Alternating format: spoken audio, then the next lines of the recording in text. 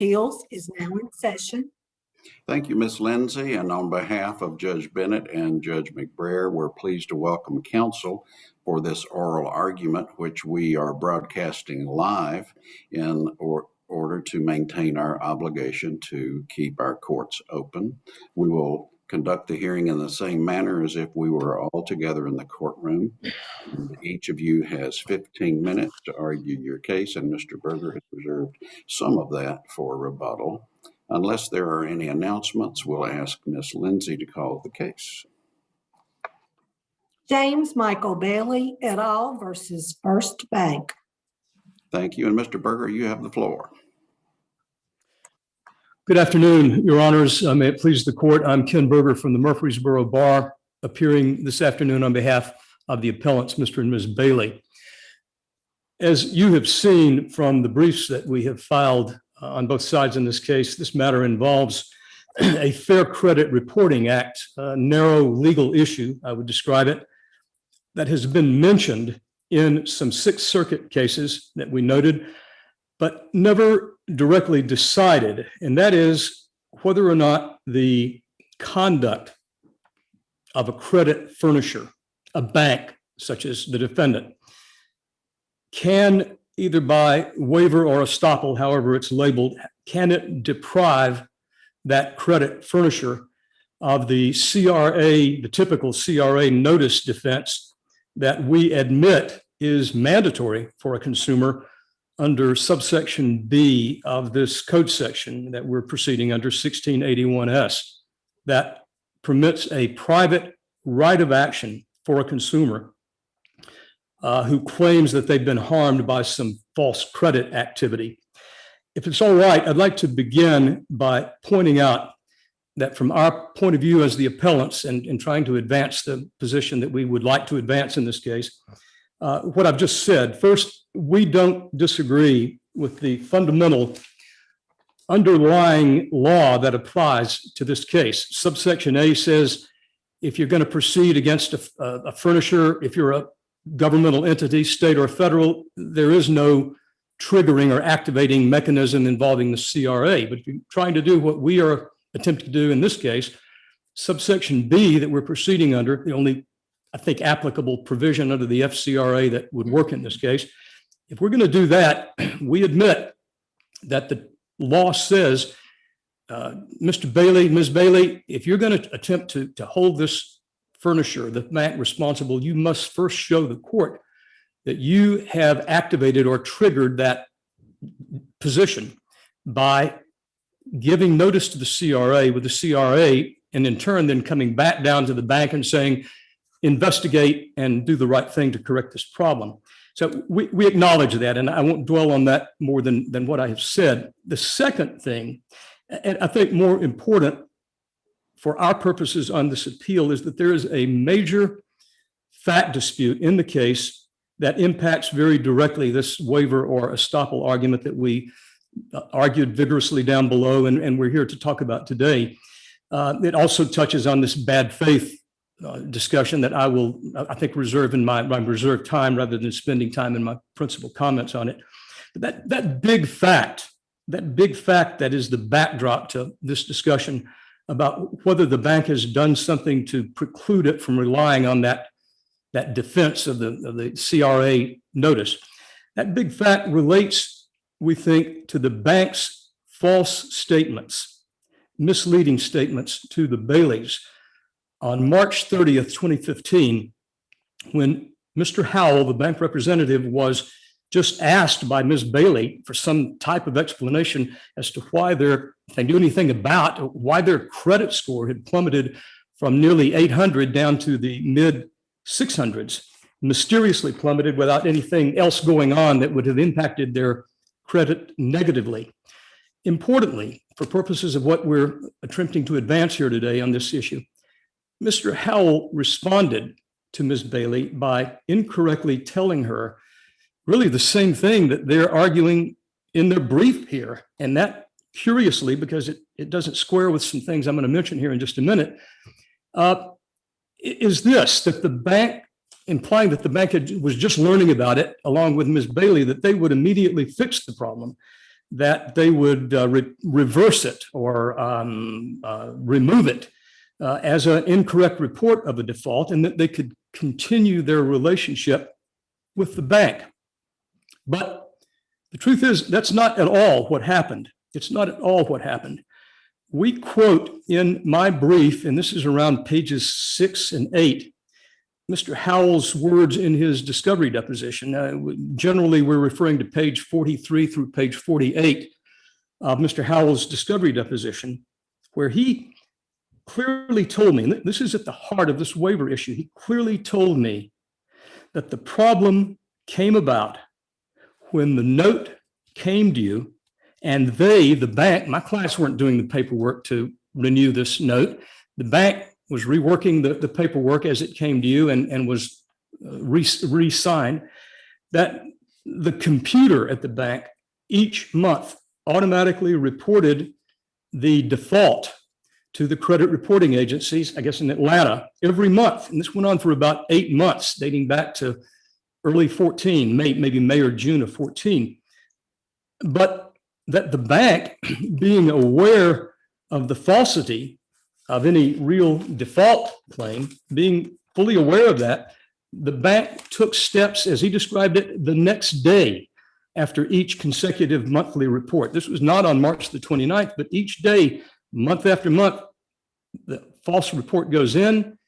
They curiously, in this odd procedure, they go to the CRA the next day and say, oh, no problem, remove that, remove it, or mark it off. It's not really a default. So are you saying the bank did that multiple times? Because I'm not Yes. sure I understand the facts here.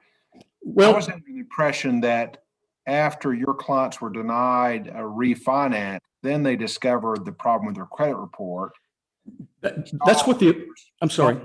multiple defaults, and then went to the bank, and the bank went and changed the reporting. That's what the appellee's brief says, Your Honor, Judge McBride. That's what the appellee's brief says. That's what they argued at the trial. And respectfully, that's not at all what Mr. Howell says. He says it went in every month. It was automatically, and quote, the next day we corrected it. That's our reading and understanding, and it's really at the heart of this issue. We have at the heart of the Bailey's FCRA against this, and this claim against the bank, is first our admission that the statute clearly contemplates the requirement for the CRA triggering or activating mechanism. But then the question is, what happens? What is the situation? What occurs? What's the result when the harm comes about not from false information remaining on the record, as in Baggio and in Scott, when it should have been removed, or a claim that it should have been removed, and the consumer didn't activate the trigger?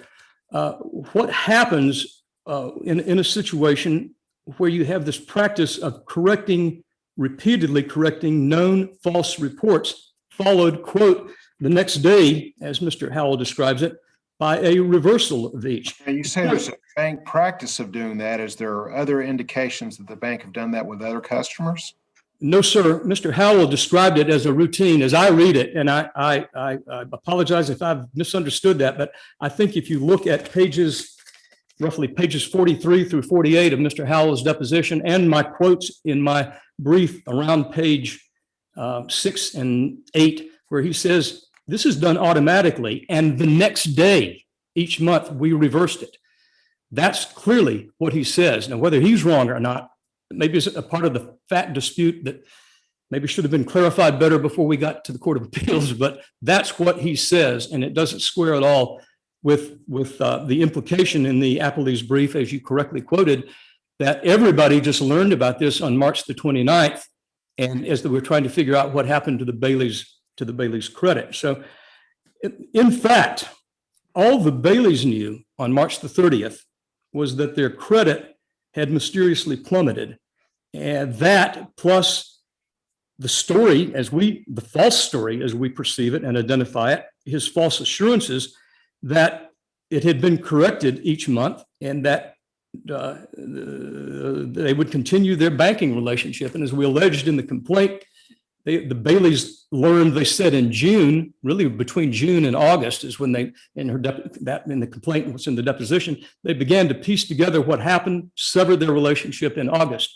That bears on this statute of limitations issue, but I'm not going to dwell on it now because I think we're past that. I'd like to maybe mention it later as this bad faith issue is discussed by Mr. Goodman.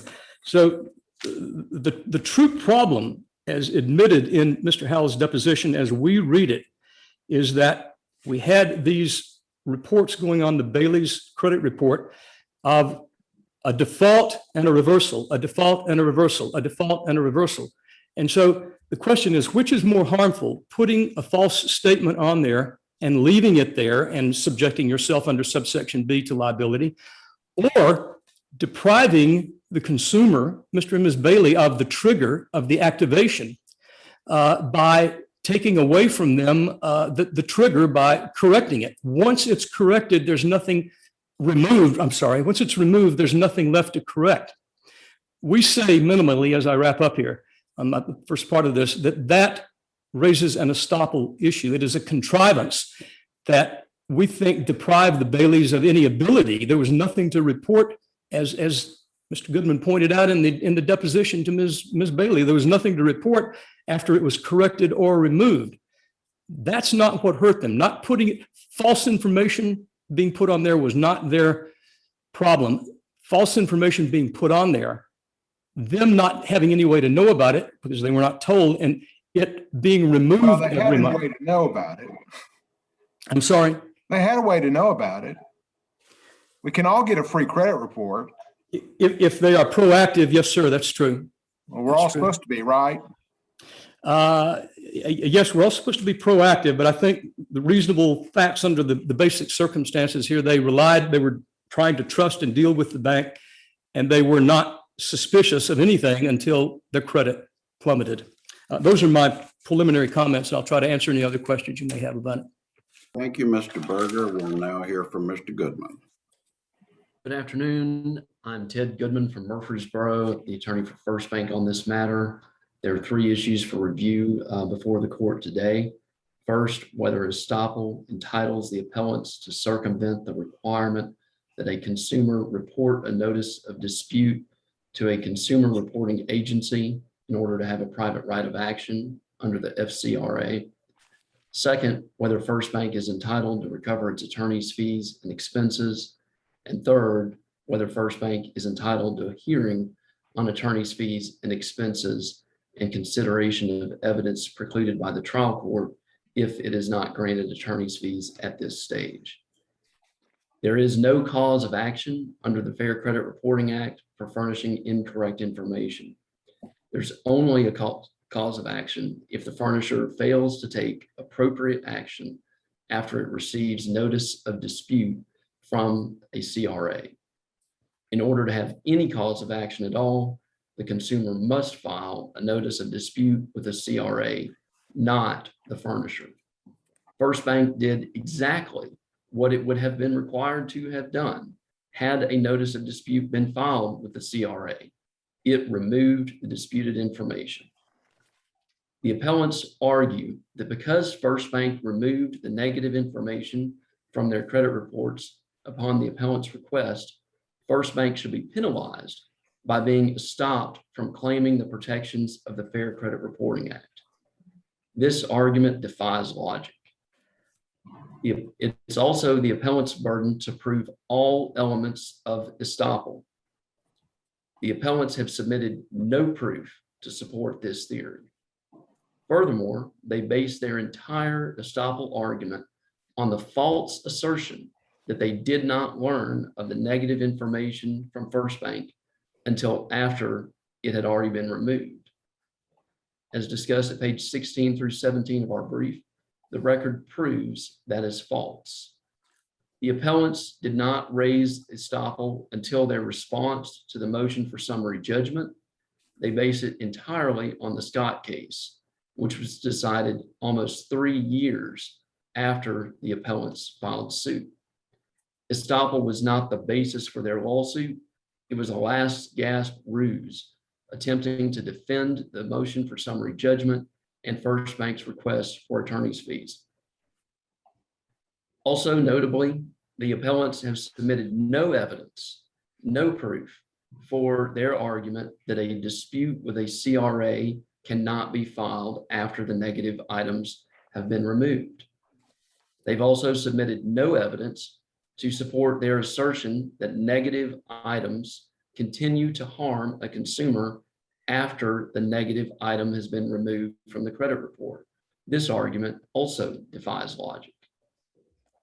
The Fair Credit Reporting Act provides a mandatory award of attorney's fees and expenses when the court finds that papers, motions, or pleadings filed in connection with an action under the FCRA are filed in bad faith or for the purposes of harassment. And are you saying that we have to find bad faith here when there's no notice to the CRA? Yes, sir, I believe. Yes, sir, because So that's just a matter of law then. There's no discretion whatsoever. If no notice was sent in, and you're saying it's an automatic bad faith case. no, sir, I'm not. I'm saying that we submit this meets bad faith. I do not. There's no case law that I've found that says this is per se bad faith. I've not found any case law to suggest that. I would submit there's actually very little case law on what constitutes bad faith. Bad faith is a term that's used in the law a lot, but seems to be little defined. I think this would be an excellent case to use to define what is bad faith. We submit that the appellant's suit was filed in bad faith because it had no legal or factual foundation. The appellants and their attorneys were charged with knowledge of the law. The appellants concede that they failed to comply with the requirements of the FCRA. They also concede their state law defamation claim was preempted by the FCRA. So they never should have filed this action to begin with because it's lacking in legal merit and therefore we submit is in bad faith. Even if their state law claims were not preempted by the FCRA, their state law claims are barred by the statute of limitations. The appellants concede that there was a 1-year statute of limitations for their defamation claim. They filed suit more than a year after the date they claimed the statute of limitations commenced. We submit this shows subjective bad faith. Though the appellants are charged with knowledge of the law, worse yet, they continued their action after actual notice their claims lacked merit. A party has a duty to cease pursuing an action when subsequent developments reveal they are meritless. What about the bank pursuing and repeating an action over and over and over and over again when they know they were wrong the first time, yet they do it again the next month and they know that's wrong, and then they do it again the next month and they know that's wrong? Why isn't that bad faith? Well, that was for one thing, there's a factual dispute as to whether they were actually in default or not. The loan documents. The next day the bank says they weren't. How can the bank now say they were? Well, the bank, I was not involved at that point, Your Honor. I don't care if you were involved. Yes, sir. How can the bank say they weren't in default? Oh, yes, they were in default. Oh, no, they weren't in the default. Well, we'll tell them that you weren't in default. But the bank does it again the next month, over and over and over again. Why isn't that bad faith? Well, it's not bad faith because it was a technical default as defined by the loan documents because the loans had not been satisfied or renewed at or prior to maturity. And it's also not bad faith because under the Fair Credit Reporting Act, the only cause of action is for failing to investigate when a notice of dispute is filed, failing to take. So when the bank does it over and over and over again, how can the bank say that's not bad faith? If you make the same mistake over and over and over again, it's your fault. Well, it was an automated process. It was something that doesn't make any difference. The bank runs the automated process. Yes, which is exactly why they would renew that, which is exactly why they removed it each day which is exactly why they removed it. Yet they did it again the next month. Yes, sir, they did. And now they're saying the borrowers are acting in bad faith. Well, one reason the borrowers are acting in bad faith is because they have claimed that they never had the ability to file a notice of dispute with a consumer reporting agency because they claim that they did not know about the actions, about the reports until they'd already been removed from their credit report. But that's just not accurate. In fact, the very No, reason. but it sounds like you're saying though, on the facts here, that the way that Mr. Berger described it, there's really no factual dispute about the bank's action here. After the loans matured, even though there was maybe a tacit agreement to extend the loan, the bank had changed the credit reporting on multiple instances then. Yes, yes, sir. The Okay. bank. So they came to him and the borrowers came to the bank and at the end of March of whatever year and said, hey, we've been denied this refinance. What's going on here? They said it's because of our credit score. And the bank then changed all these previous ones. They were doing it on each instance. Yes, sir. They did it on each instance except for one. There was one that got missed. And for whatever reason, one did not get removed. And so when the Baileys saw that item on their credit report, they called and asked Fred Howell at Firstbank about the item. And Fred Howell initiated the process of removing that from the Bailey's credit report that day. And so what was going on internally here? Was this a forbearance situation or the loan? It sounds like the loan was allowed to mature. Yes, sir. On several instances, but then Yes, there sir. would be extension agreements. Is that what was happening? Yes, sir. There were multiple debt modification agreements that were executed. The loan would mature, the debt modification agreement would be executed. And were they getting executed after maturity, before maturity? I mean, I guess I'm wondering why these automated reports were going into the CRA then myself. They were being, it was both. Sometimes sometimes these debt modification agreements would be executed prior to the agreement, prior to maturity, and sometimes not until after maturity. I see. But in either event, the bank sent a default notice to the CRAs. That is correct, Your Honor. And one thing is too, as we raise in the briefs, the loans were also in default because the Baileys had, we say, dismantled the collateral. They had impaired the value of the collateral by dismantling it, as discussed as shown in the record, that the Baileys removed almost. They switched out so much of the house. They removed and replaced about 80% of the house over the course of this. So was this wasn't a standard HELOC? What was this? This was a loan for the purposes of a purchase, but it began to be used. But the Baileys then began an extensive, they called it remodeling process. Okay. But Firstbank raised the appellant's failure to comply with the Fair Credit Reporting Act requirement and preemption from the very filing of its answer. The appellants persisted in their state law claims and did not concede preemption until being directly questioned by the court. The appellant's counsel stated that he had danced around that issue in his brief. But as soon as they realized they didn't have a claim, they had a duty to march straight to the courthouse and dismiss the claims, not dance around it. We submit this proves their bad faith, that it was an expensive dance indeed for Firstbank, and that the appellants should therefore be required to pay. Well, I mean, it's discretionary with the trial court, right? The Yes, sir. bad faith determination under the Fair Credit Reporting Act. So let's say no abuse of discretion here. What about your loan documents? How is this suit vindicating your rights under either the loan or the deed of trust? We believe that is something that would, well, it was because this is something that was related to the bank's, to the Bailey's performance of their loan obligations. Well, but if a violation of the Fair Credit Reporting Act was found and they awarded damages, that wouldn't stop you from collecting on your loan or foreclosing your deed of trust, either one. Yes, sir. And we think that is why we've requested a further hearing so that proof could be developed on all of those things.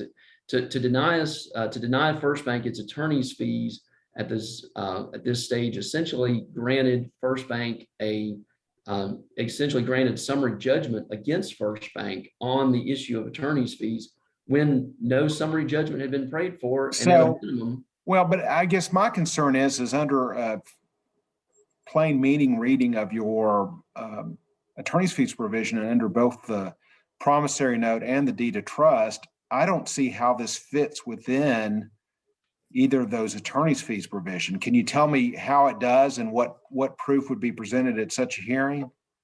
the proof that would be presented at such a hearing would be to have proof if it related to the rights of Firstbank, if Firstbank had rights under the loan documents to be free from this type of litigation, or to be able to make reports to the Now, I don't think your loan documents, I mean, I'm pretty sure your loan documents could not say that you are waiving any claims that you have under the Fair Credit Reporting Act. They don't. Okay, so I try again on something else there then for what we would hear at the hearing. I think what we would hear at the hearing is whether this was Firstbank defending its rights and obligations under the loan documents, and whether those rights included the right to make reports to the credit reporting agencies. And so, if so, was this related to those rights?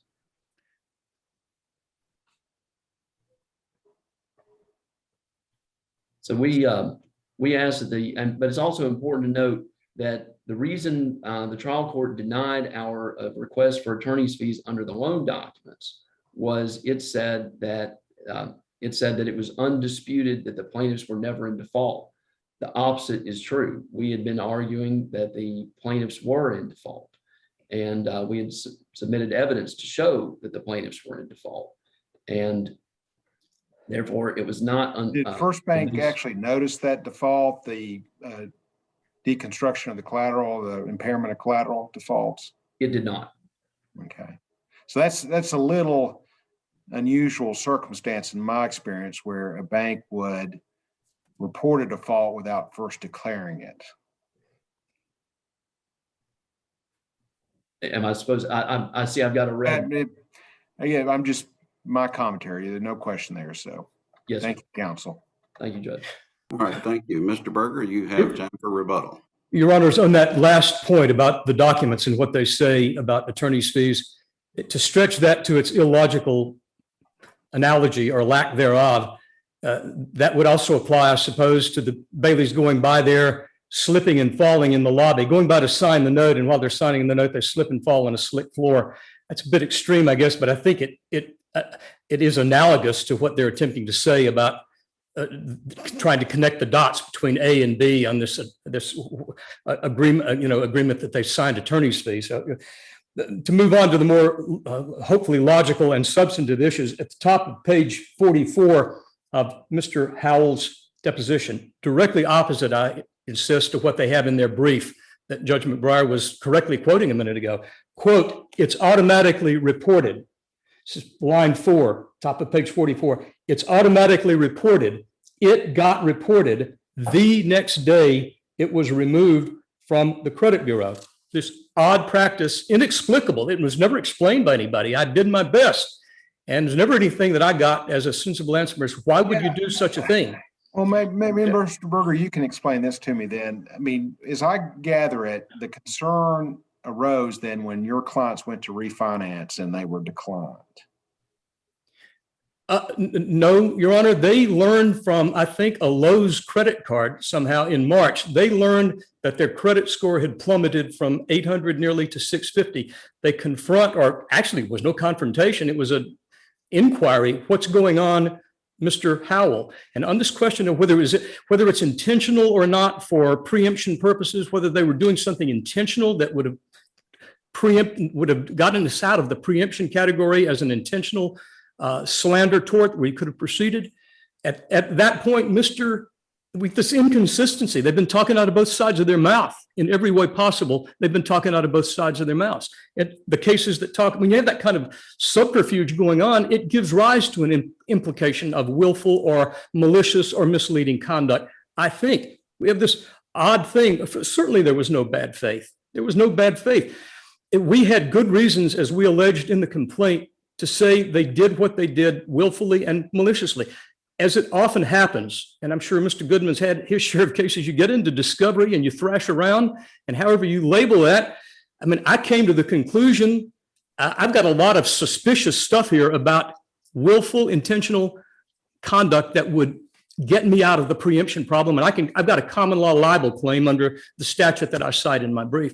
But I looked at it and I thought, I don't want to go that direction on it. I want to proceed only under the FCRA. It was not a matter of having done something duplicitous, or we had a solid claim under that where we alleged that in June, not May, within the period of limitations, we sized it up. And as I am forced to do every day in this hard job, I decided that we needed to put our eggs in the particular basket that's before the court right now. And just as they launched out in their position and they're saying, well, your default is you dismantled the security. They effectively abandoned that. I guess the problem here lies in the fact that the Fair Credit Reporting Act doesn't penalize incorrect information that's been submitted. What it does penalize is how the reporting entity, right? So, I mean, exactly. It's really I think your claim was somewhere else, and it sounds like the other viable claims were really outside the statute of limitations. Well, I don't think they were, because my client describes learning of things in August. We allege in the complaint June. We decided just not to pursue that. Under subsection B, and you pointed out a minute ago, under section B, it only applies where false information is left on the record, as in Baggio and Scott.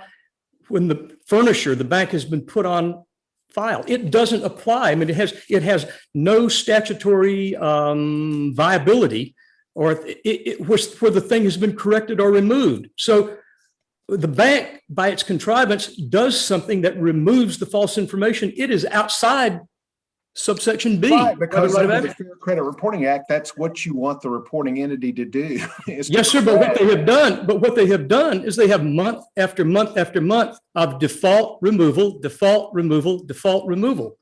So if I can't show that that's intentional for purposes of my common law claim, non-preemption, I've got only one remedy. It's to say, judges, as the judges in Scott said, when you manipulate this way, when you play around with doing things that pull your client's finger away from the activation trigger, they are deprived that defense. That, in a sentence, is our case. All right. Thank you both. You've given us a lot to think about. Ms. Lindsay. Thank you all. Thank you, Judge. This Honorable Court of Appeals is now in recess. All right. Thank you. And counsel, you are welcome to exit the meeting.